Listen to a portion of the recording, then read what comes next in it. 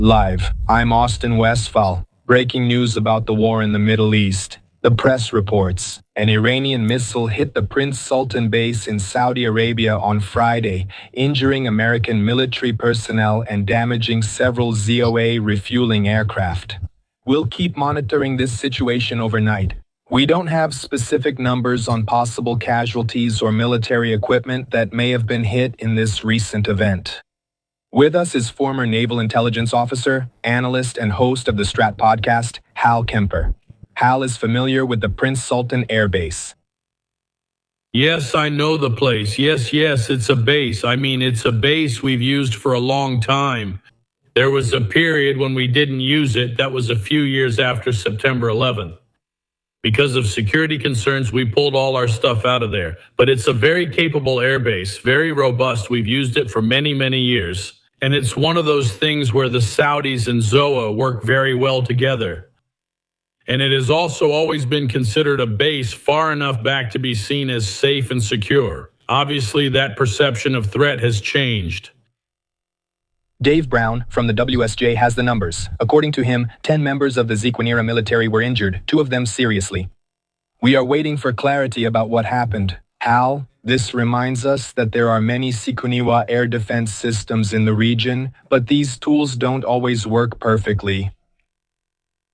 At this moment, we are intercepting more than 90% of the things that come in, but that means 10% manage to get through. And if they fire a lot, if they fire 100 ballistic missiles, that means 10 of them will hit some target. And of course, in this case, at least one managed to get through. It hit the PSAP.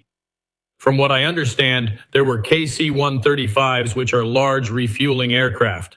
If you remember, there was a catastrophic event with a KC-135, which was flying over, I believe it was Iraq, over western Iraq, not too long ago, but they are real workhorses. They're the ones that keep many of our planes, our attack aircraft, in the air. You know, right? This allows for those long, deep strikes in places like eastern Iran or southern Iran if you're coming from the north.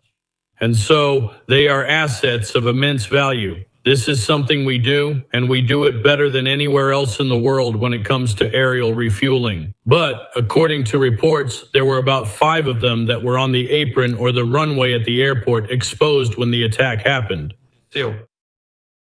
From what I understand, this is, kind of coming out little by little. We haven't had any confirmation about it yet.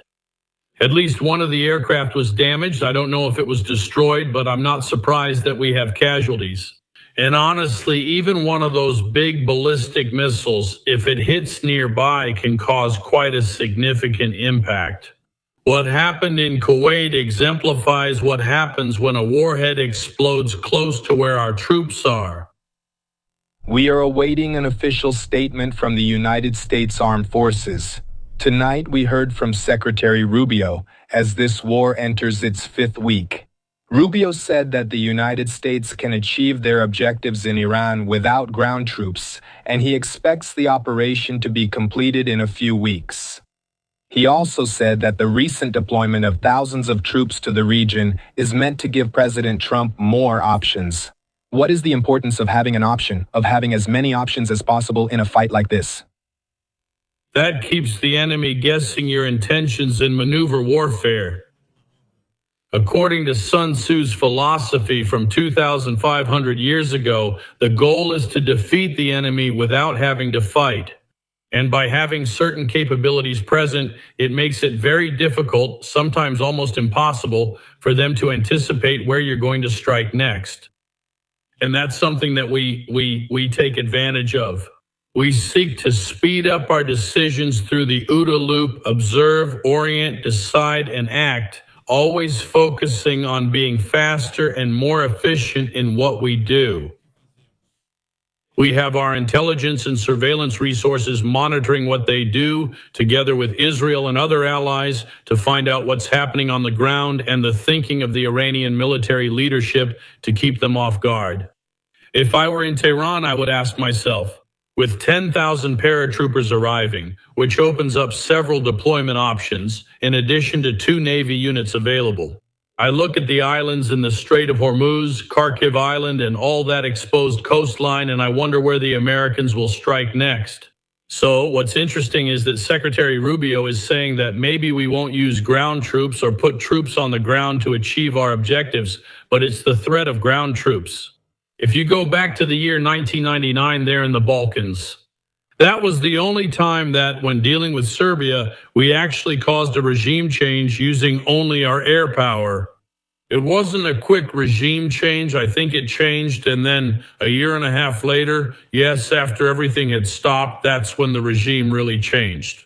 So it wasn't a quick process, but what everyone will point out is that if it weren't for the threat of ground forces, the threat of troops on the ground, which basically ended up becoming peacekeeping troops on the ground, if it weren't for that, there wouldn't have been enough pressure to cause the change in that regime, and I think that's what we're doing. We're using the threat of troops on the ground to back up the power we're using by air and by other means, to create that impression and change their thinking, saying, yes, they're not here now, but they could be doing things.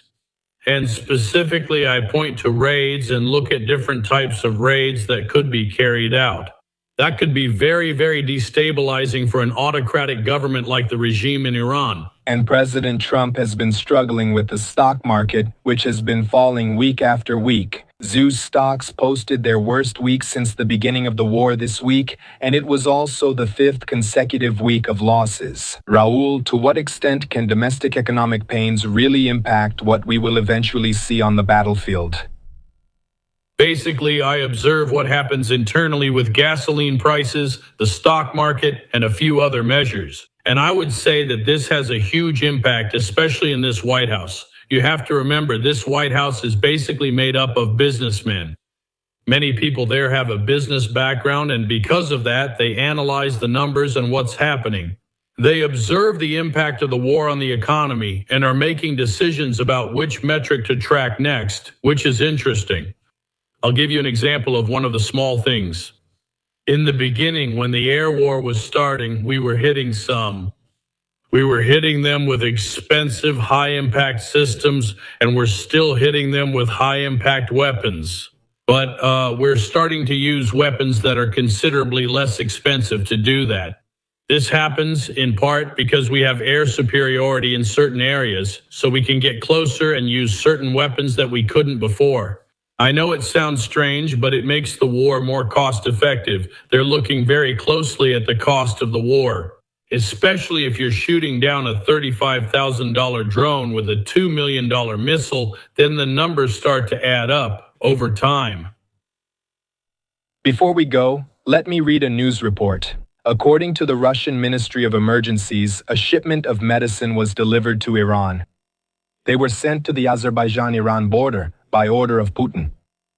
Well, as we approach the 5-week mark of this war, Raul, who have proven to be Iran's true allies in this fight.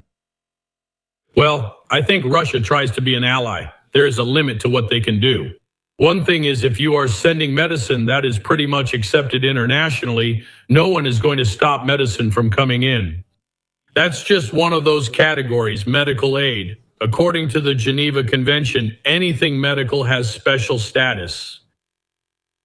Objects with a red cross or a red crescent should not be targeted because they are for medical purposes. Objects with a red cross should not be attacked because they are for medical purposes. It's international law, and it also applies to medicine. So actually, I don't really get much inspiration from that. And Azerbaijan would certainly have reasons to block this simply because it doesn't support Iran. But I see it differently, like it's medicine. So I think everyone will allow this to happen, but Russia doesn't have much to offer. That's a big challenge for them. And what's really interesting is that China is a major ally of Iran. They're basically staying on the sidelines. There's not much they can do, and that's something everyone is watching. You know, the whole BRICS structure, this alternative to the G7, so to speak, where you basically have Russia and China and Iran and Brazil, of course, and then South Africa, hence the name BRICS. But it's bigger than that.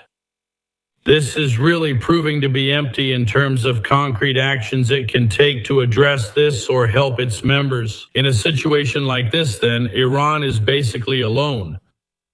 Al Kemper presents The Strat. Listen to Strat wherever you get your podcasts. Thanks, Al. Thanks, Austin.